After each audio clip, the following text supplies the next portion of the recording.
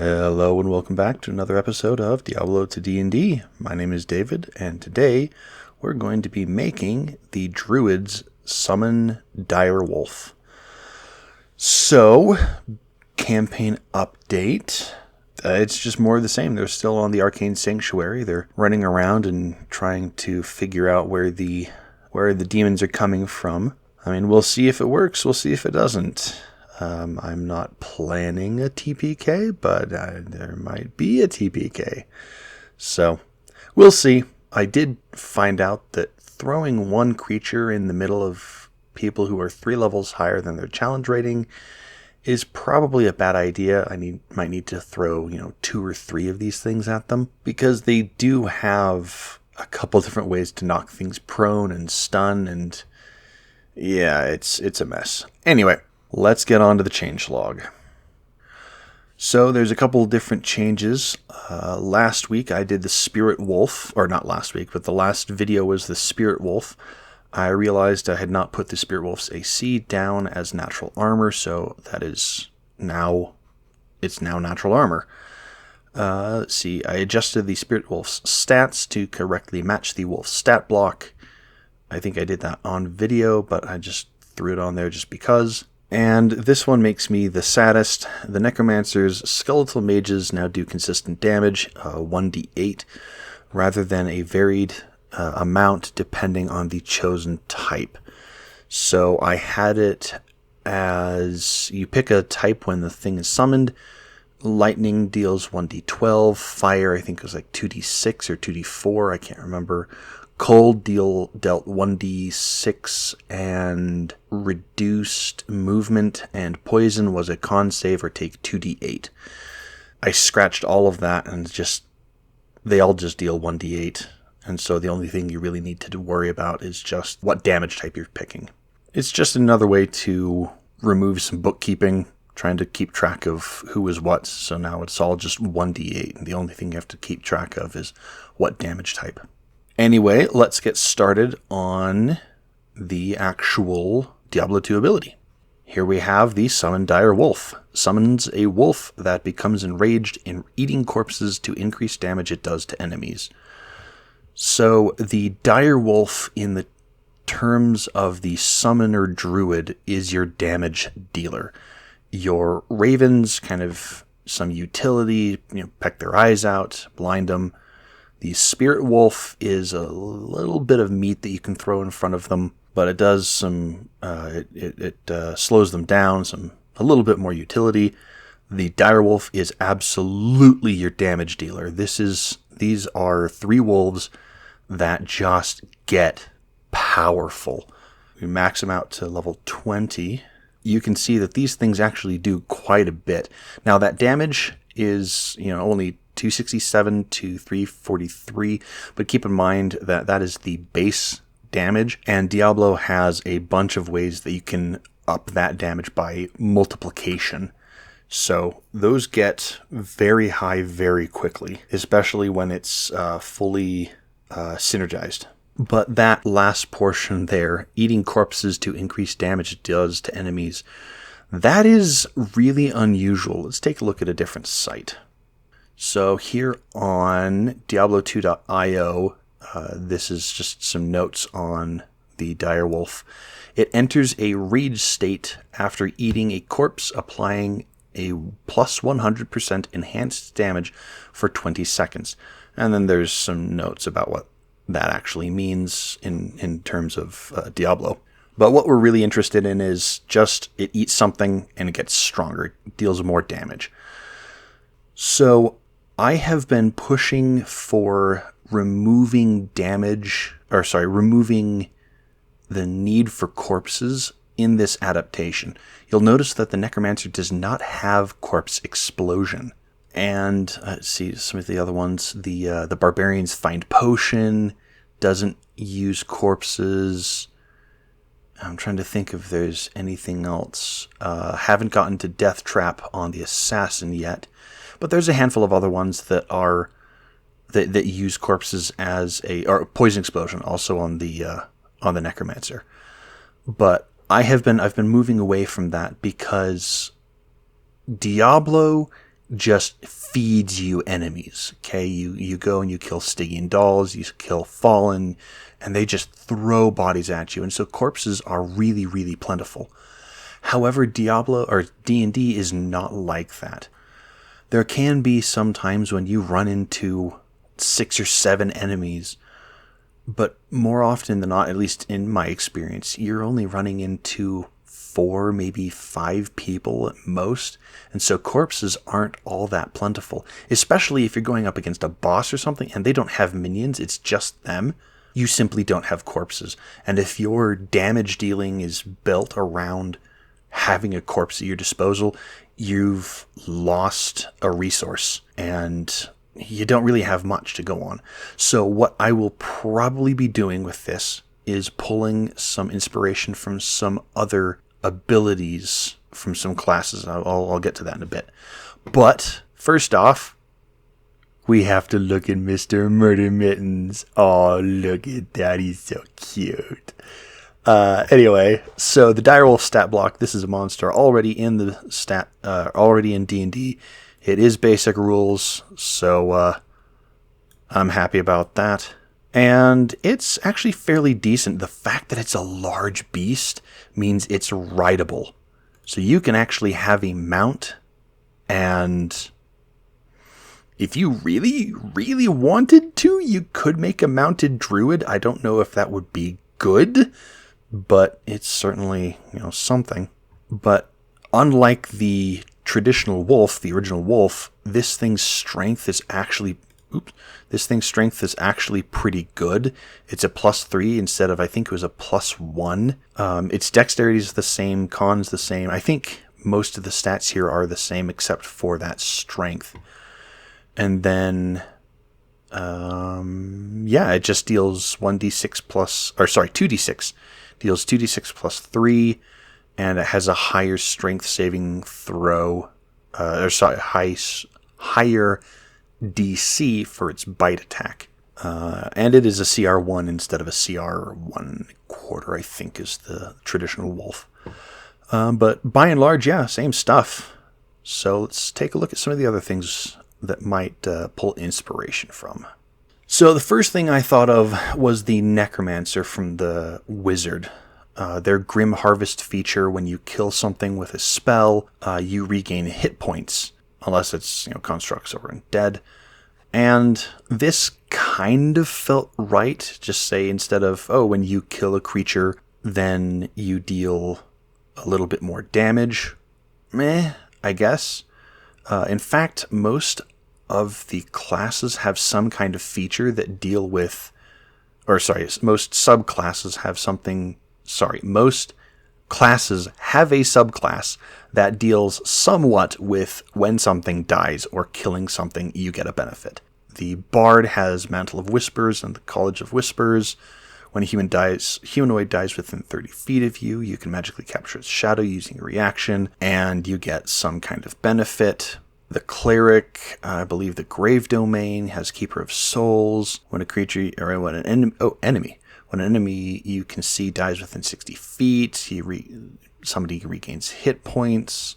The Druid has Fungal Infestation and the Circle of Spores. If a beast or humanoid that is small or medium dies within 10 feet of you, you can reanimate it. The Monk, the Way of the Long Death, has Touch of Death, and something dies within 5 feet of you, you get temporary hit points. The Rogue, the Phantom Rogue is Tokens of the Departed.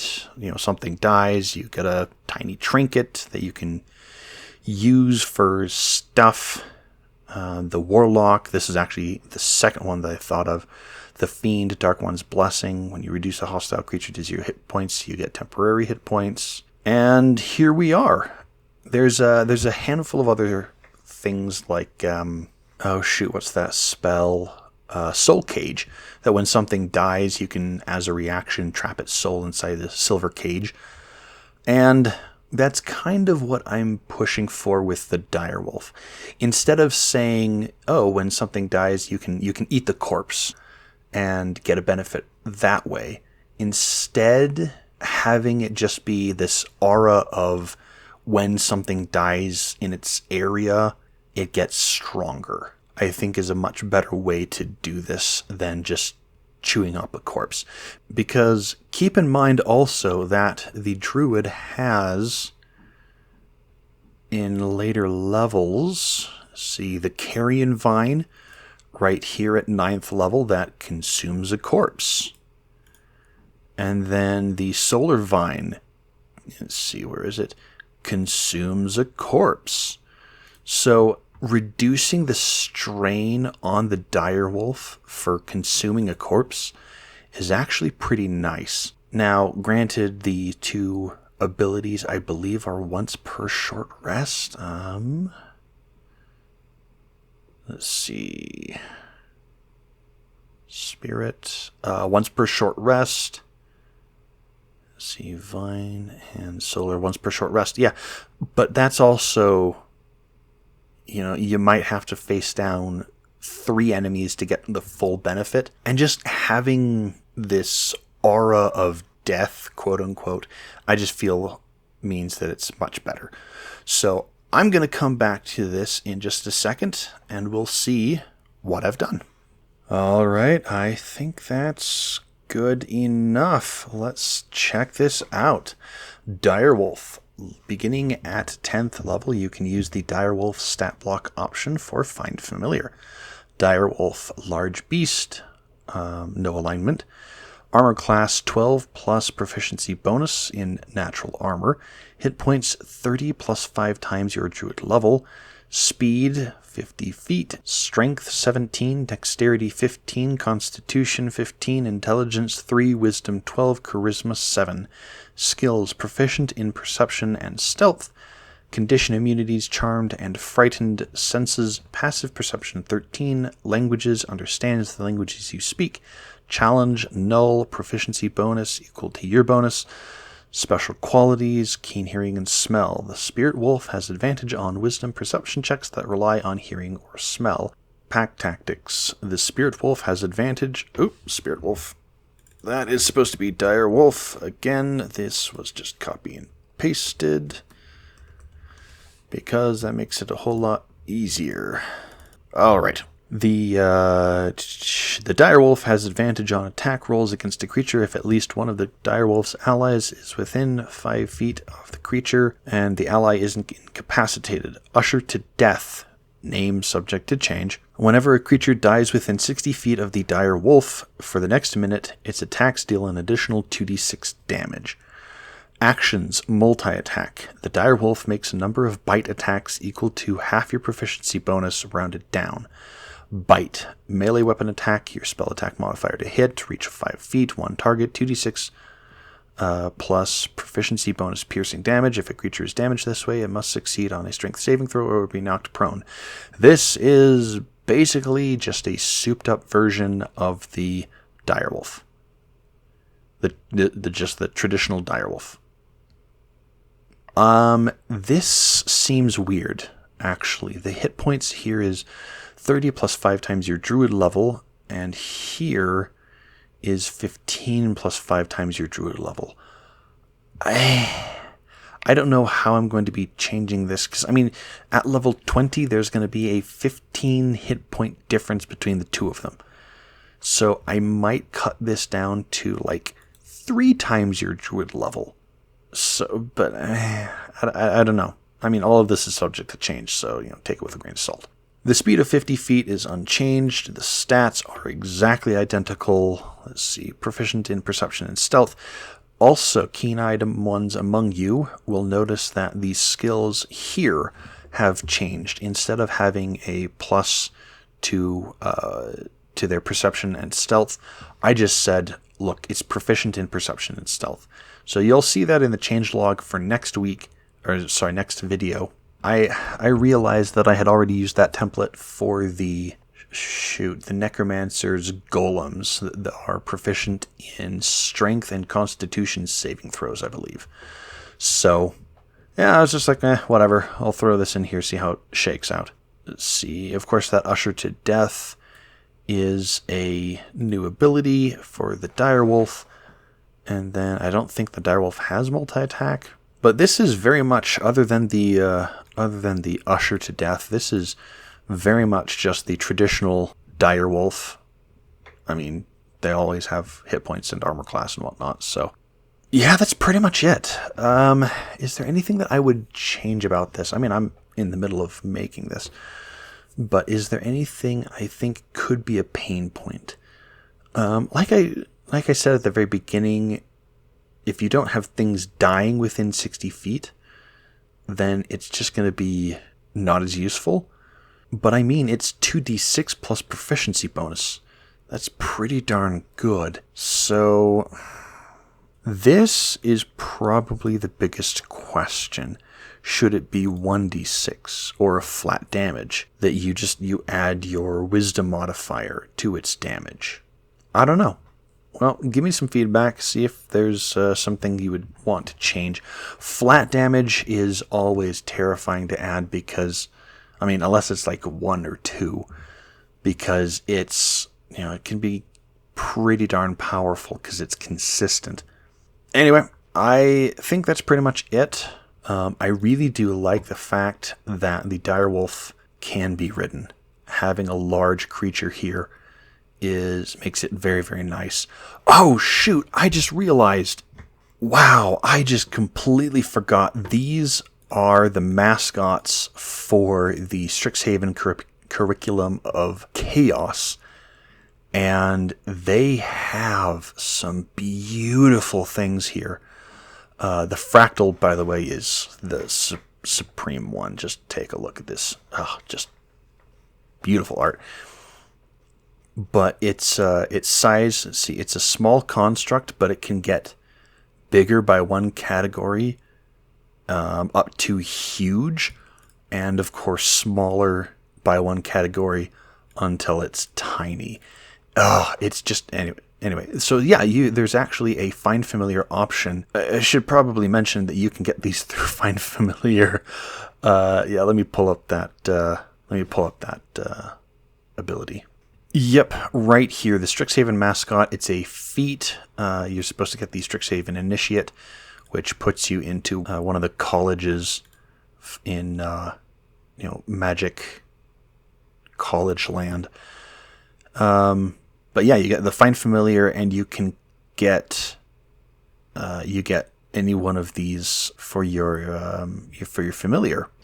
But that's where these come from. In fact, let's see. That's a small elemental, small construct. The fractal mascot can actually get sizable. The Inkling and the Pest are both tiny. Inkling's pretty decent. Pest is just weird because it can't really grapple, but it's supposed to be a grappling creature. Anyway, I'm moving on. And then the Spirit statue is actually fairly sizable as well. The fact is, it is a medium construct, and so if you're a small race, you could use it as a mount. In fact, some of the magic cards that have the spirit statues are like of animals, but it actually has some fairly decent amount of damage. And then the fractal mascot as well, 1d4 plus 1, which is actually sizable, or 2d4 plus 1 if it's medium or bigger. And it looks like it's a strength-based. Yeah, that's, I'm surprised I forgot about this because I love Magic, and I really want to have a fractal mascot. Just imagine, putting this thing around your neck and then getting into a fight and just, okay, go. This is all, the getting bigger is a bonus action as well. So, okay, makes an attack and gets bigger, and then attacks and gets bigger, and yeah, anyway. I love the fractal. But that's pretty much it. I've rambled on quite a bit there. I'll think about if I need to change anything about this from the Strixhaven mascots, pull some inspiration from there. But I think by and large this is good. The only thing I might change is that damage right there and the hit points right there. But I think that's going to be it. You can find me at XenosFan2, that is XENOZFAN2 on Twitter and Reddit. And you can find the channel directly at Diablo, TODND, on Twitter and YouTube. Thank you much for watching, and I will see you in the next one. Have a good whatever.